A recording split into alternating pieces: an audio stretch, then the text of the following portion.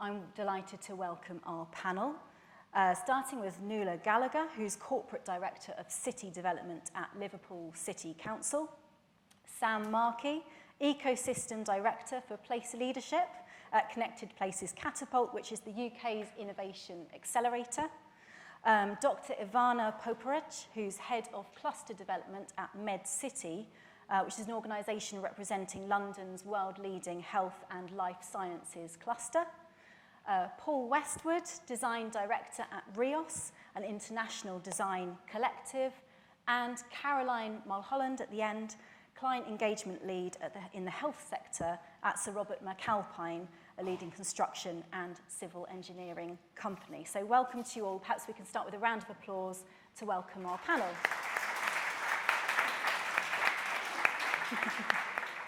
Before you've said anything, we're already welcome.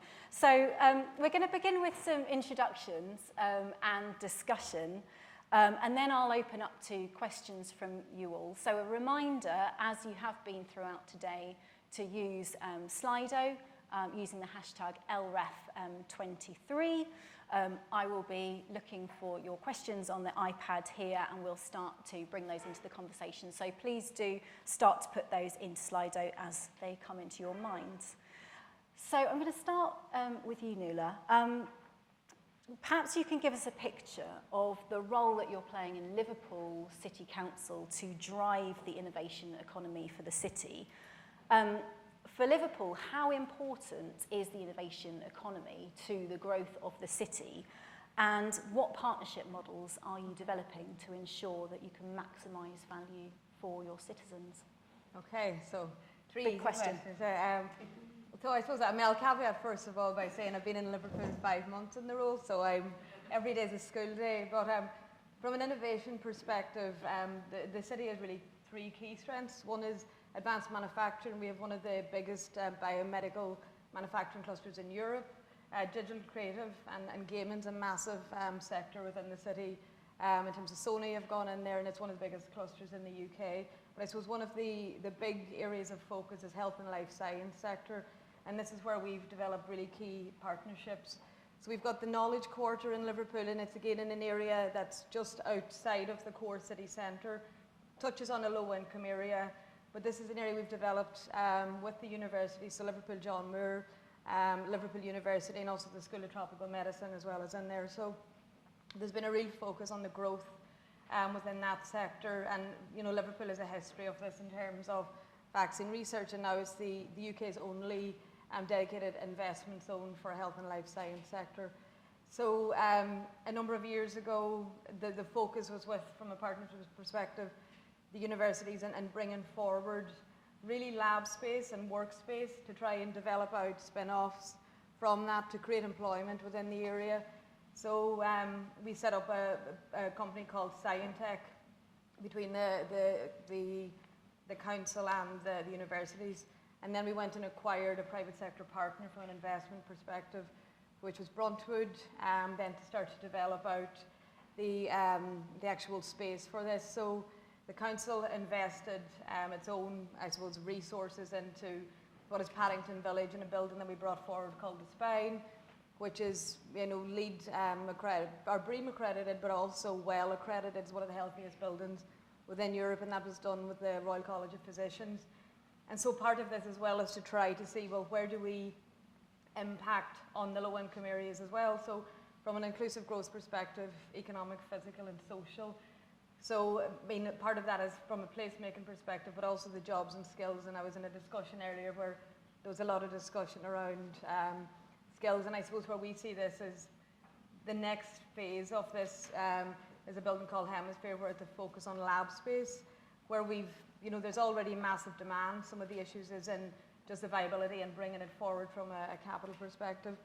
But there's also, I suppose, opportunities there at a range of education levels that we're trying to plug the gap, so people don't necessarily have to go through the university route to get access into jobs and skills.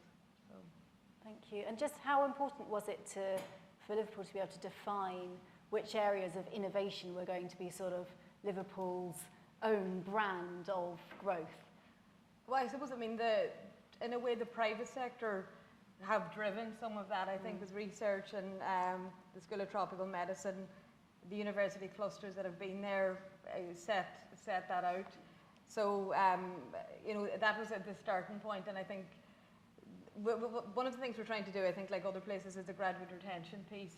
How do we actually make sure that from a graduate retention, working with the universities, that we start to do that? So, but from an investment perspective too, we've got AstraZeneca, TriRx within the area. So because of the skills piece, it kind of led us to focus on that area.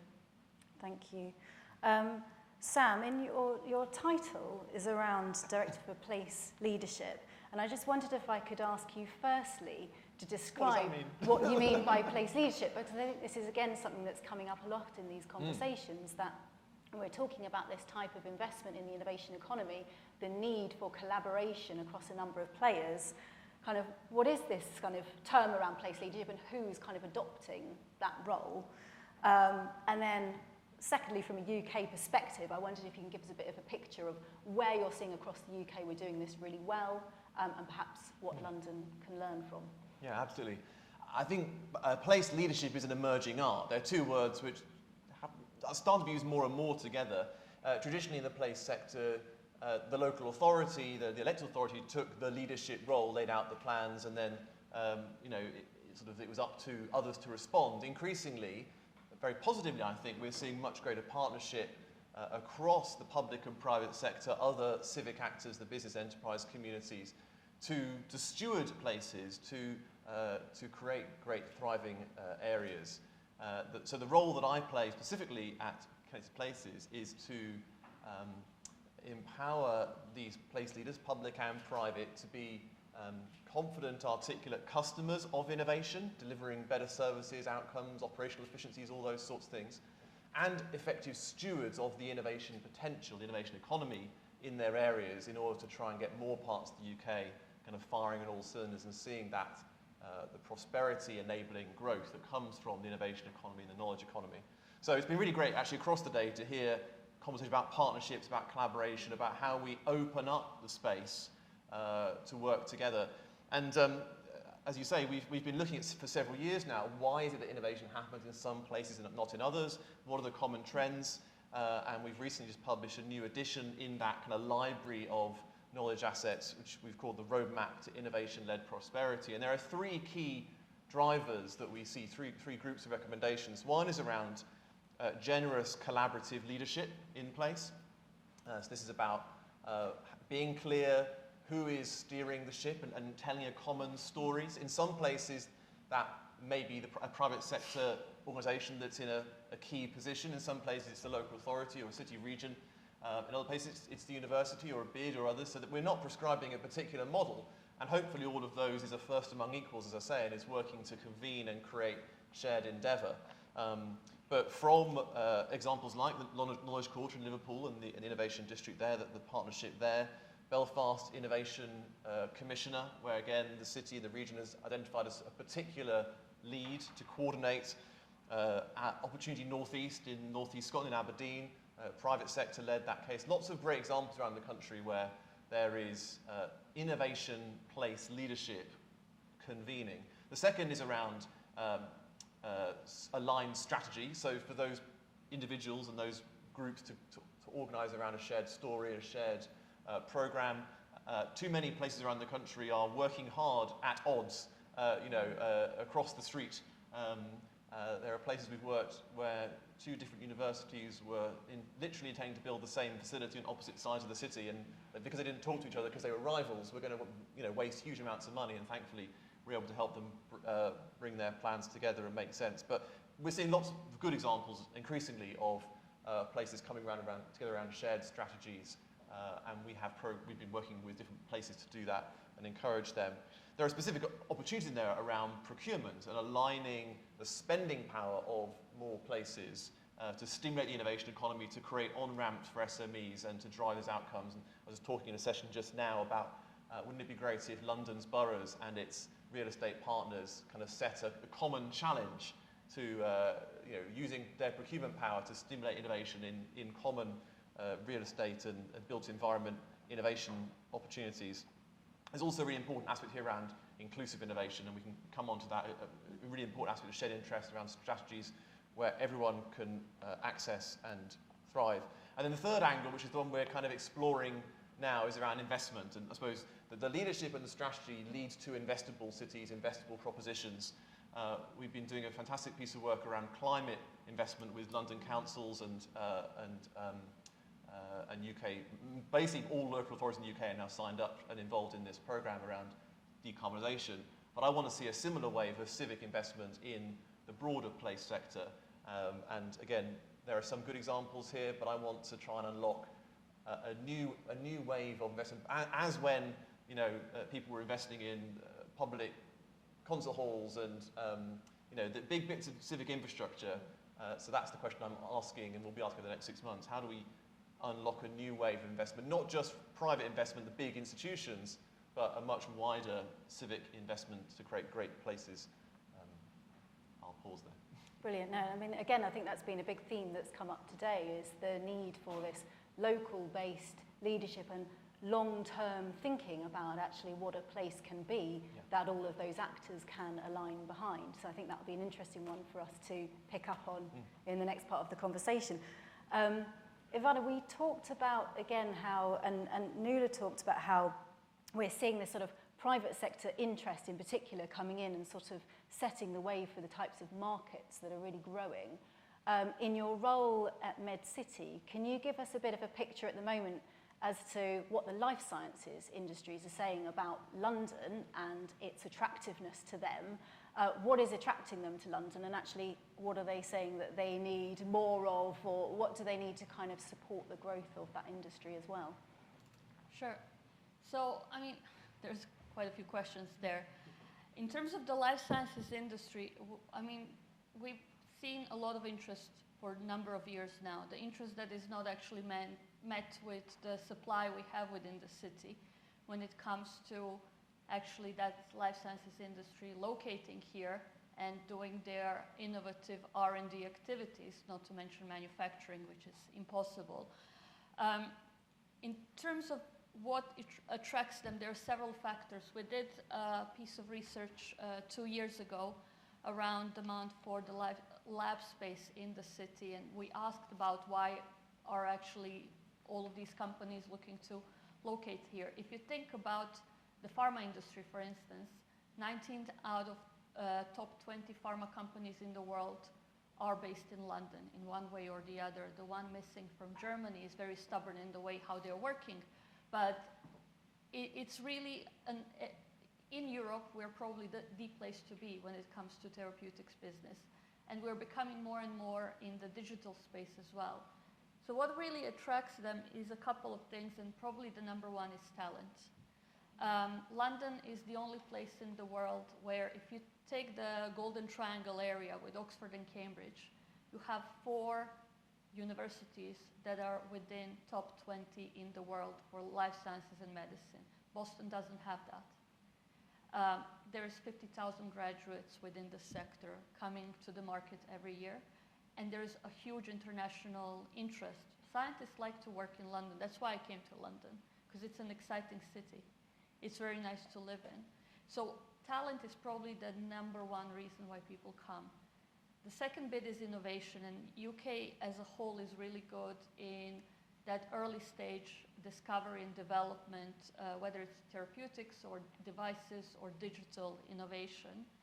We're slightly worse in actually growing those businesses, but a lot of industry sees that as an opportunity to come here, collaborate, but also acquire new technologies before they're ready to actually go into the market. Another thing that people very often talk about is the NHS. I mean, NHS is huge, it has its issues, but one thing that is special about London, actually 2 things. One is the diversity of the population. So if you are a life sciences business and you want to test a new product, you really need ethnically and socially very diverse population. And London has a really good clinical trials infrastructure. So it's a mecca for doing clinical research. And in the same time, it's also a place where access of patients to the services is very easy because we have still have a publicly integrated healthcare system. And the fourth thing, I think, that brings more those early stage businesses, very small innovative companies, is access to financing. UK government invests quite a bit into the early R&D, but what is special about London in particular, it's the second biggest finance center in the world. And a lot of that interest of the investment community is actually in the life sciences businesses. We see also tech investors now moving into our sector as well. Did that answer all of your questions? I think you did. The only thing that I think you didn't answer quite so much was what some of the barriers might be at the moment in terms of that investment. Do we have the right type of real estate stock for these businesses to come into London, and where might be some of those sticking points? So I've seen 2 or 3 people mouthing no in the audience. I was a leading. We have some, we don't have enough. There's a couple of incubators that are primarily set up to support those businesses coming as spin-outs of universities.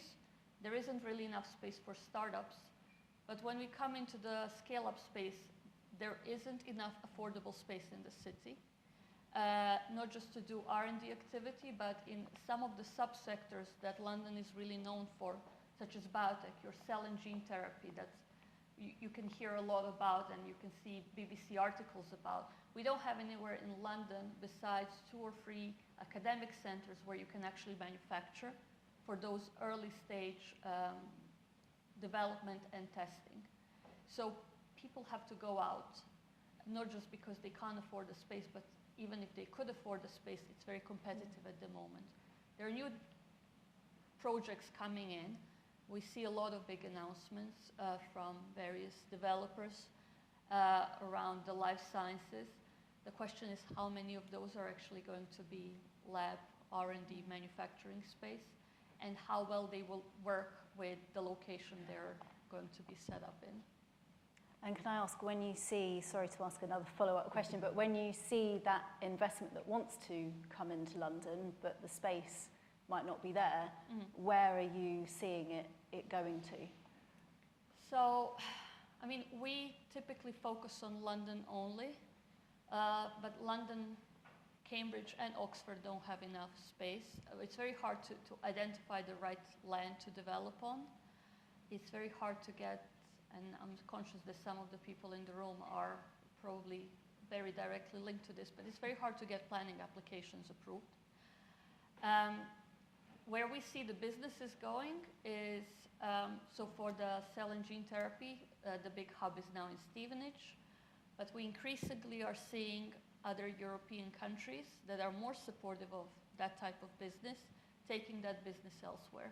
So there are big hubs being developed in Belgium, in Germany, in France, but also in the other regions of the world. And we are now in a position where we need to decide, do we want to be the leader, or we just want to be one of the places doing life sciences?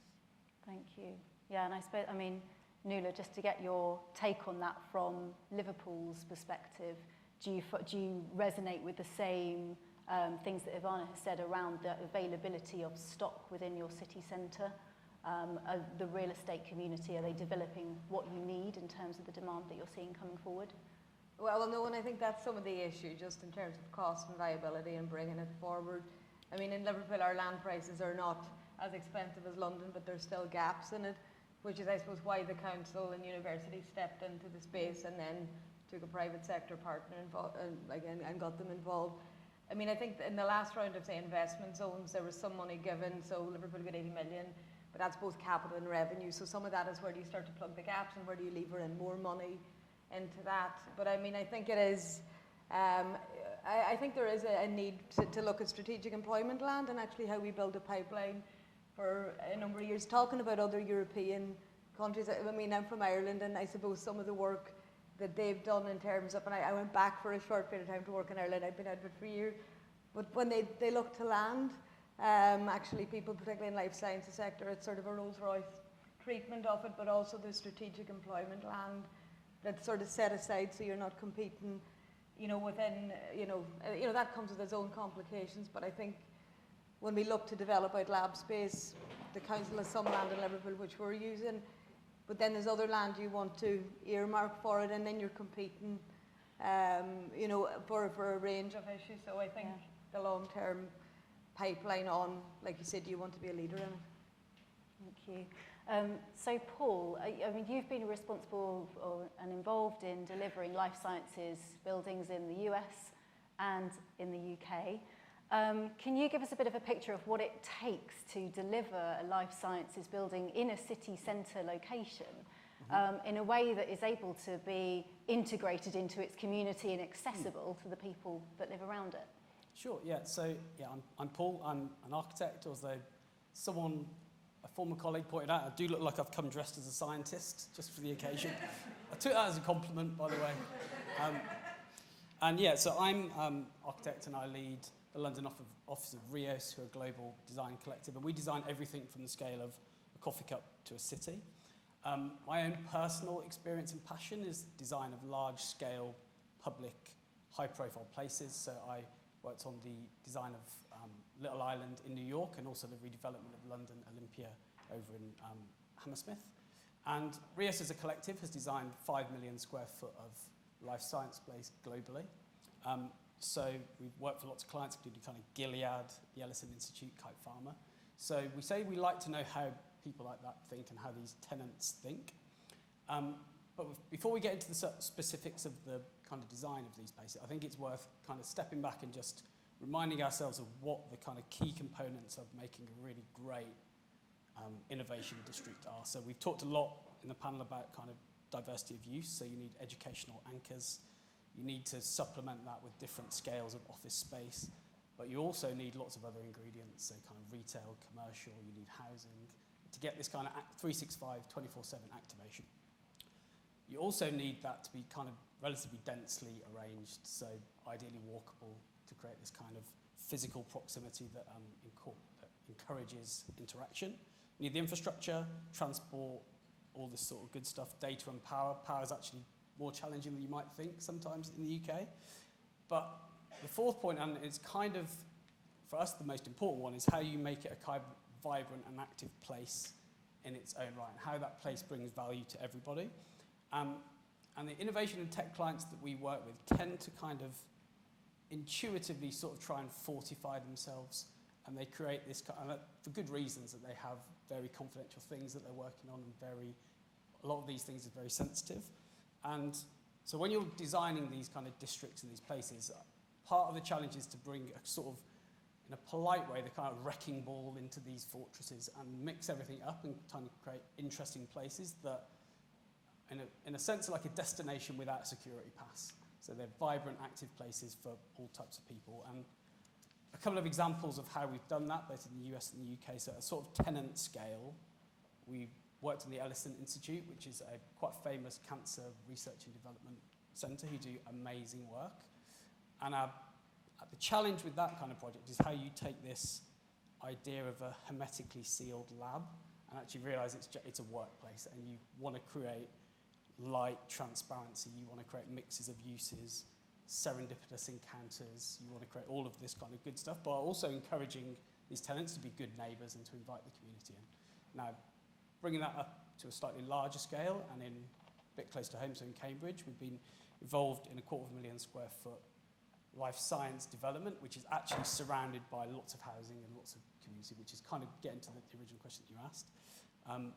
And then the design challenge here really is, how do you take what is this kind of fortress of life science and this community that's around it, and you demystify what's kind of going on in a way. So again, that's about breaking down barriers, creating open lobbies, immersing the building in a kind of meaningful park. And we're not talking about a row of plants, we're talking about a real community garden. It's about integrating that ground floor plane. And also, quite an important thing, I think, is about showcasing the use of the building outside. So telling the story of what's going on and really displaying it so that people kind of understand it. Even bigger scale, and this, I think, from an architectural perspective, there's not really a huge difference in the design of innovation districts to cultural district, the same kind of challenges and same sort of problems. With London Olympia, the challenge there was you've got this fortress of a building which is a kilometre in perimeter, only 7 metres that are accessible to the public without a ticket. Again, it's the same problem of trying to break down barriers, intensify use, give people access and public access throughout, and create this kind of vibrant place. So that's kind of the secret ingredient. You've got to have the mix of uses, the density, the infrastructure, but then it's about breaking down the barriers and creating actually a lovable place that people want to go to. When I go to a city, I don't intuitively say, I'm going to go to the innovation district. You know, it needs to be a working, functioning part of the city. Yeah, thank you. And how important do you find as well, so you're talking about the building itself and its accessibility, but in terms of its surrounding public space, the way in which it's integrated and enables that collaboration between other organisations, kind of what role does the public space play in that as well? I often argue with clients that it's actually the space between the buildings that's more important than the buildings themselves. So if you think of King's Cross kind of knowledge quarter and how successful that is as a district, you don't necessarily know it's a knowledge or innovation quarter. It's in a functioning, working, amazing district that happens to have Google's headquarters there, happens to have the Francis Crick Institute there, and they're all seamlessly interwoven in a place that you want to go to anyway, which is the real success of an innovation district in my view. Great, thank you. And Caroline, so you've been working in particular on a big healthcare scheme in Wandsworth in London. But I wonder if you can give us a bit of a picture of what kind of cross-sector engagement is needed to deliver these big projects in city centre locations, and how you went about that in that particular scheme. Thank you. I think in terms of that particular scheme, it's Springfield Village, which saw the creation of the largest new park in London since 2012, 2 mental health hospitals, and the Mental Health Trust were very keen to position themselves as the anchor organisation in that area and really work to destigmatise mental health, put it on an equal par with physical health. And to do that, the development included 700 acres of parkland, more than 800 houses, retail facilities, schools, education, and an energy centre and heat network. So you can imagine there's a significant number of stakeholders involved in that.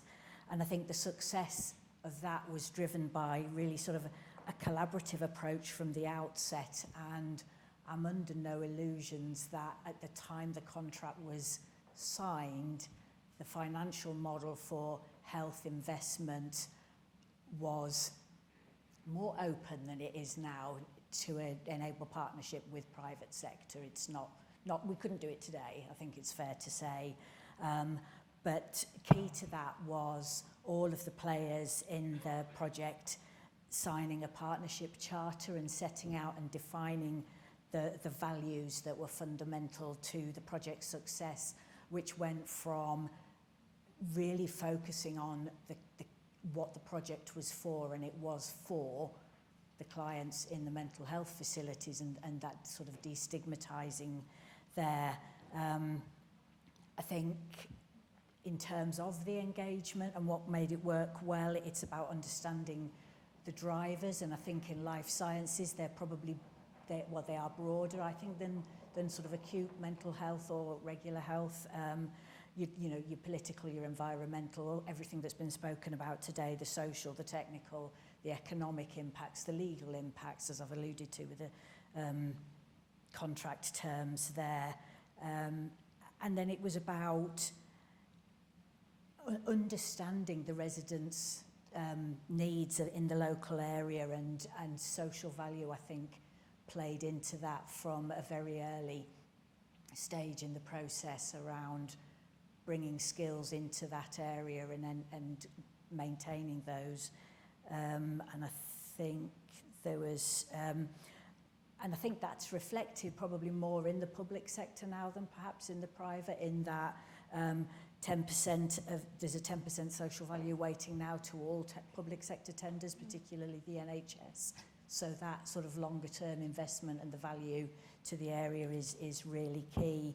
But I think what underpins it is some of it is delivering the basics of engagement well, understanding who your stakeholders are, what's their power and their influence, and what are the key messages that you're needing to convey, bearing in mind that they can change through all the stages of the process. So what you're engaging with people at an early day in the planning and the design of it, and really winning. I have a colleague who says engagement's all about winning hearts and minds and wallets, and I think that's really the approach that underpinned it all. And there's a myriad of different ways to engage with people, but I think the charter and agreeing the values that underpin the project at the outset, and being fortunate with the funding mechanism that was available at the time. I mean, it just really plays to such an important theme, as we've said, around collaboration here in local communities, and particularly when you're talking about that social impact of what you're looking to deliver and what local people want to see out of that. So how important was the public sector within that arrangement in terms of being able to deliver on some of those kind of the social impact side of what you were doing with that project? I think the public sector was really key, and I think that, like I've said, the strong message that came through around sort of destigmatising mental health and opening up the public realm around there to encourage. So Springfield Village itself has 2 mental health hospitals with public realm between them, retail facilities underneath, gym that's open to people, and then there's accommodation houses across the side, but it's set in a park adjacent to a primary school, and it was really important for the public sector to keep that area and expand on it. You know, it's a key part, and it really brings together sort of Wandsworth and Tooting and the other part. Yeah, thank you. And there's a question here around from Anonymous. Are there models of an innovation district that don't have a single big actor, so be that a university or tech company or developer? Are there more bottom-up models? I'm going to direct that at you, Sam, to start. Yes. So innovation districts across the UK are very diverse. Some are very led and sort of structured, and the Knowledge Quarter Liverpool is a good example of that. It's legally established and has a partnership at the heart of it. Some of them, frankly, are little more than a website. You know, and a brand, and that's not necessarily a problem. That's an evolution. Different ones are on. So there is no kind of current definition of what an innovation district is or should be, but I think there is a clear sort of evolutionary pathway from that very ad hoc. You know, it would be great if we attracted people to this place around this aspiration, through to the kind of really structured, invested, anchored place that King's Cross and other places are. But I think it's great to commend the rise of the innovation district as opposed to the kind of gated business park, and you know, all these places serve their purpose. But there was a season when what we were building was, you know, Harwell's a great example. Right? You know, it's an incredibly successful but incredibly private location. You drive there, you go into your office. You know, you meet the people in your team. There may be a cafe. You know, you drive home.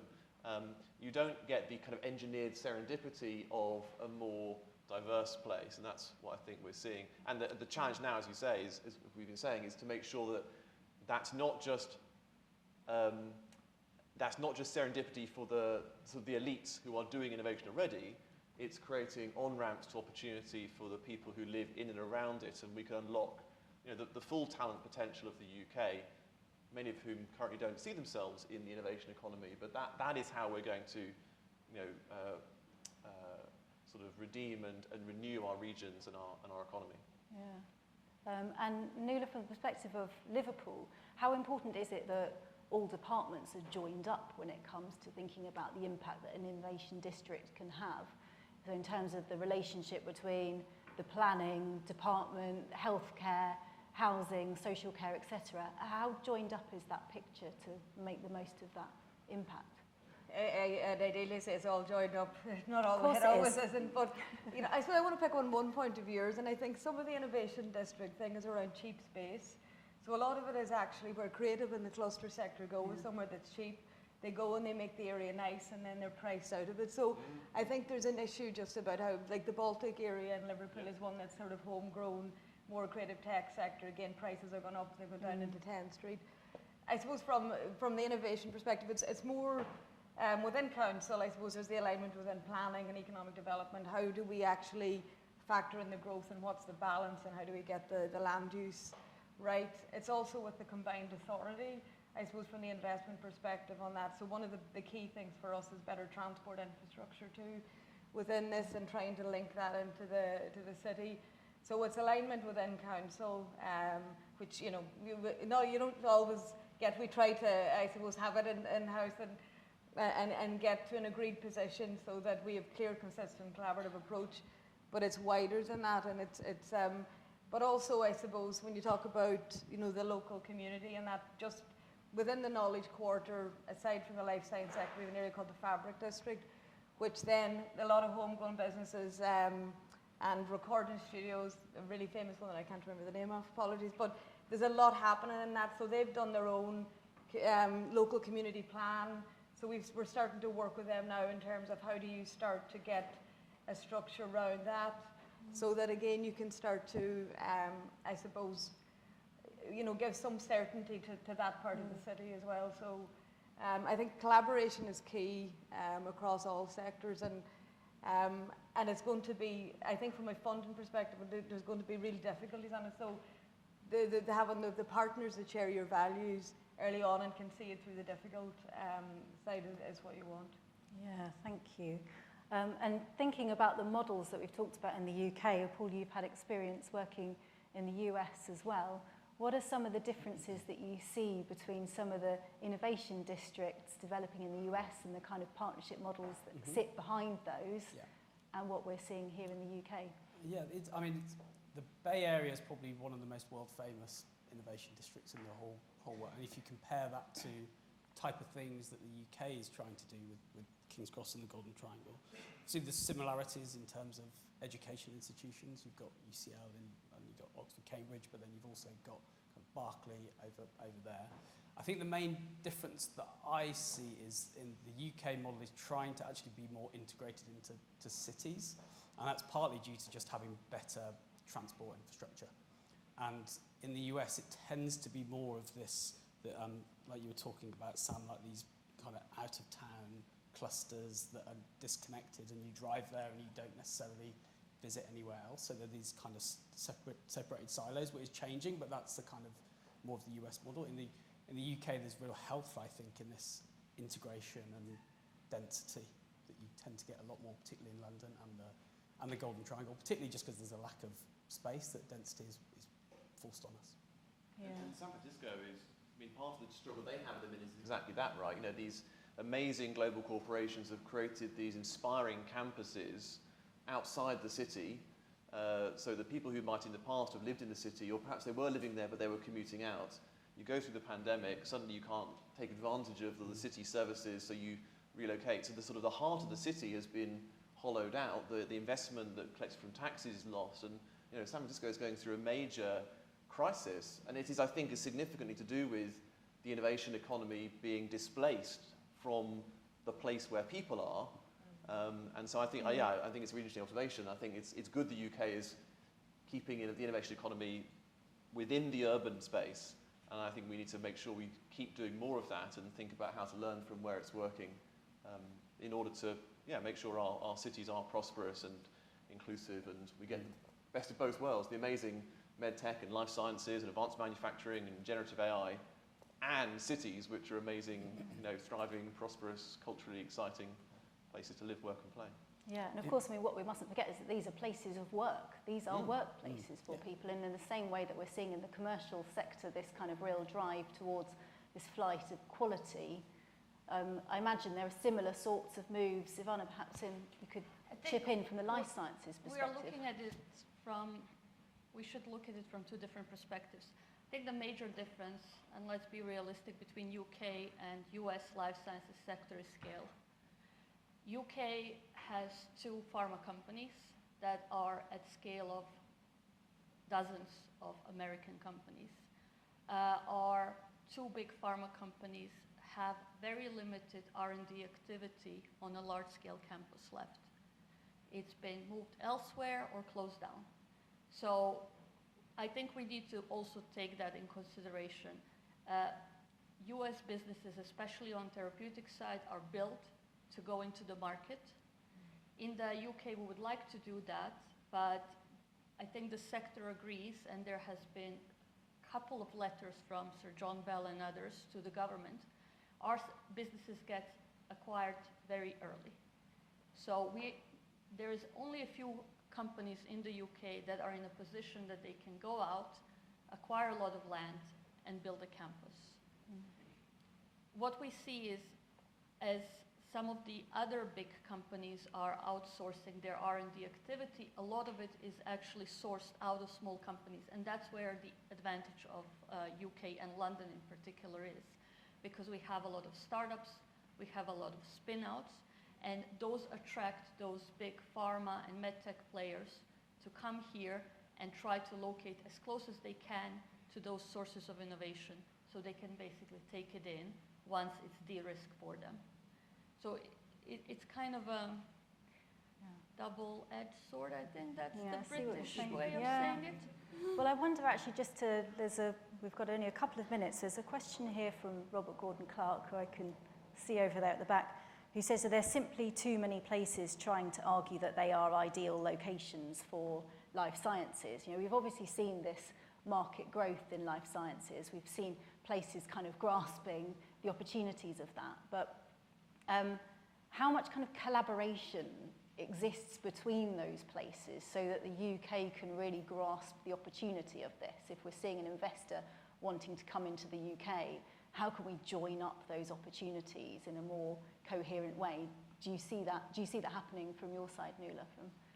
I think there's more we could do, definitely. We had a chat just before this. I mean, how do we, there's difference in land values in London and Liverpool, for example.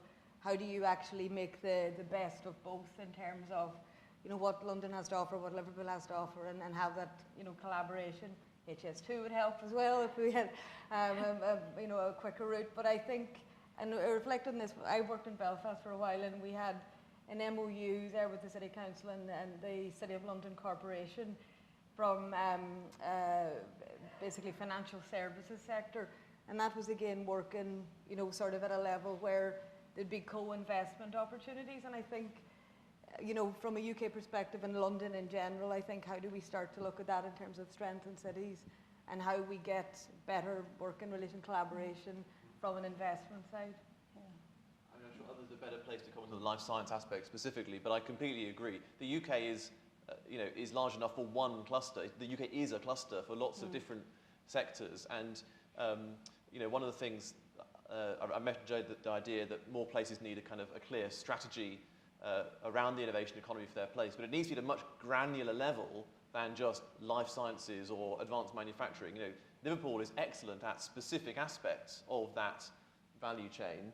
The MedCity and others will be good at others, and I think we need those place leaders that are rising up across different parts of the country to work together to articulate what are the unique local assets and opportunities, how do they fit into a national supply chain, and how do we compete globally. And it's true for life sciences and all areas, because as you say, the risk, I'm very, very supportive of decentralization, but the risk of decentralization is that we all start doing exactly that. We're all going to be the center of, and we need to peel back a layer below and be clear what aspect of these high growth opportunities we're particularly good at, and then work out how we work together. So the companies that you're seeding then scale where there is space, whether it's in Liverpool or whether it's elsewhere. And we can keep more of them in the UK, as you say, and get them to scale rather than just sell up. Thank you. Well, we are just up to our time, and I knew that we weren't going to get away with a discussion without High Speed 2 coming into it. I think that's been a theme throughout them all. But I think there've been some really, really fascinating topics that we've been able to touch on that we could probably get into in a lot more detail, but certainly collaboration at the citywide scale, at the national scale, at the local scale has been a really important part of this conversation. And I'd also encourage you to have a look at the construction industry playbook that Sir Robert McAlpine have signed up to as well, which is really looking at how the construction industry can work together to deliver for citizens and for local people within their areas, which I think we can come and get you and talk to you about that after the session as well. Coming up after this session at 4:30, we have our Future Leaders panel on the main stage, so please make sure that you head over and don't miss that. But in the meantime, please do give our panel a big round of applause.